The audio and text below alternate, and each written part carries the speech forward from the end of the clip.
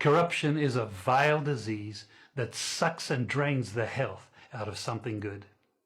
Corruption in society is an evil moral infection that keeps community in the state of perpetual sickness.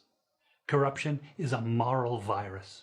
It's so potent it leaves its host sick, lethargic, and unable to realize and accomplish all that a well person can.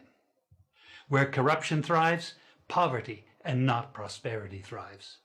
Wealth is grabbed into the greedy, grubby hands of those who get fat on the toil and labor of good people.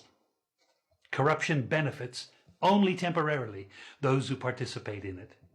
Everyone else is a victim of the theft, the deceit, the dishonesty, and the lies that corruption feeds on. You need to know that a corrupt person is stealing from you. Corruption is filthy work and despicable acts of treachery done under the table and behind closed doors. Corruption is a disgusting shame. Corruption keeps a nation back from true development and from progress. Wise investors steer clear of a corrupt environment. They would rather put their resources into a place where the playing field of opportunity is equal for all and not bent towards feeding the financial lust of corrupt, lying, cheating, thieving politicians and government officials. How many wonderful development projects have been lost because the investors didn't want to do business in a swamp of evil? When those great projects go to another nation or to some other place, we all lose. Believe me when I tell you that corruption steals from you, it steals from all of us. Corruption plunders the nation's wealth.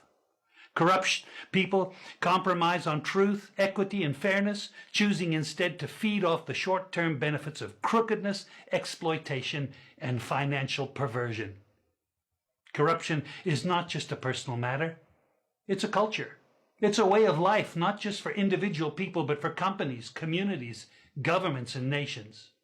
Corrupt nations, hiding behind large companies, will seek to invest in other weak nations in order to take over the assets of the nation that they've invested into.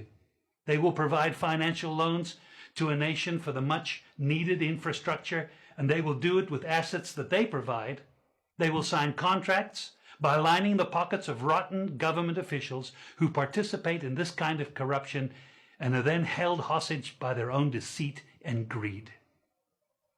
Corruption is nothing less than a form of theft and national robbery. A corrupt person steals from everyone in society. We all lose when corruption is rampant. Those who participate in corruption have chosen evil over good, lies over truth, and personal gain over well-being of all.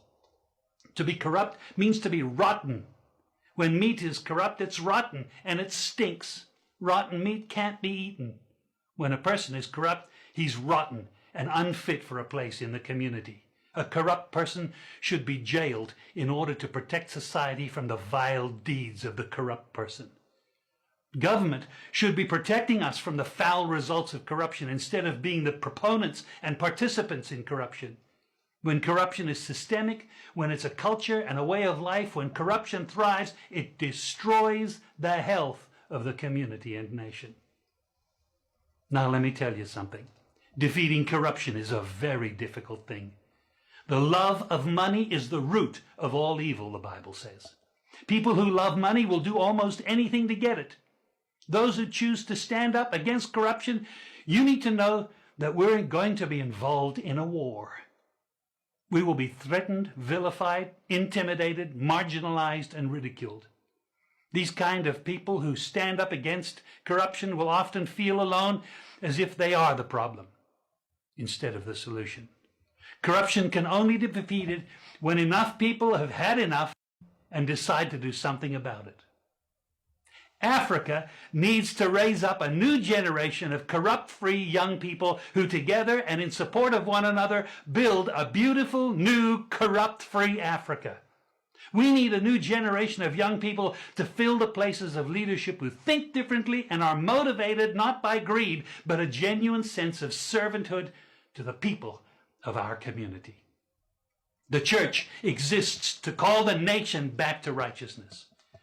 We are here to lift the standard of good that God requires for prosperity and health to flourish across the land. The Bible says, "Woe to those who acquit the guilty for a bribe, but deny justice to the innocent. Therefore, as tongues of fire lick up straw, and as dry grass sinks down in the flames, so their roots will decay and their flowers blow away like dust, for they have rejected the law of the Lord Almighty." We all need to be reminded that from time to time, God has created everything. Therefore, he owns everything. He is the final authority over everything, and he has the right to determine how everything should be managed and used. We own nothing. What we have, we only manage on God's behalf. We need to be reminded that God, the righteous judge, requires every one of us on a day he is appointed to stand before him and to give an account for what we did with his property, with the positions and the people that he entrusted into our hands.